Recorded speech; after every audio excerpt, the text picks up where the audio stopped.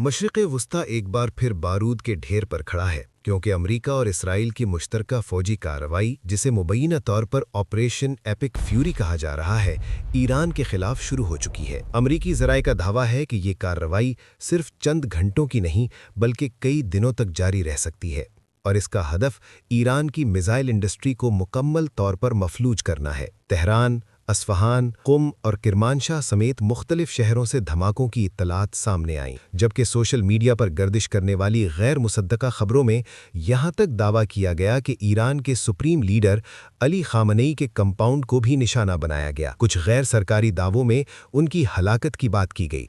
इसी दौरान अमेरिका के साबिक सदर डोनाल्ड ट्रंप का एक सख्त लहजे का बयान वायरल हुआ, जिसमें उन्होंने कहा कि जो फैसले करते थे वो अब बाकी नहीं रहे।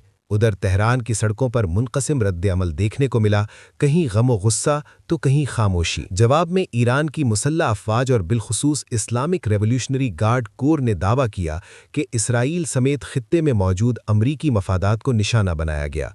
खलीजी रियासतों के फ़िज़ाई दिफ़ाई निज़ाम मुतहर्रक हो गए।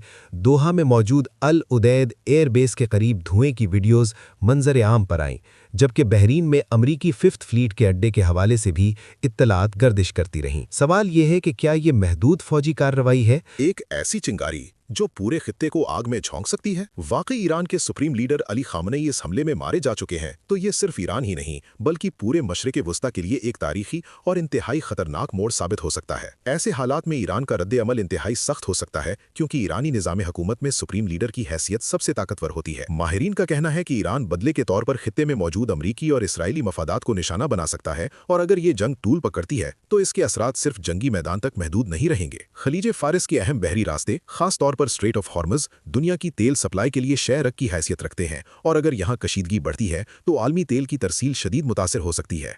माहिरीन खबरदार कर रहे हैं कि ऐसी सूरत हाल में पेट्रोल और गैस की कीमतें पूरी दुनिया में अचानक बढ़ सकती हैं, आलमी तजारत मुतासिर हो सकती है और बहरी जहाज़ों की नकलो हरकत खतरे में पड़ सकती है।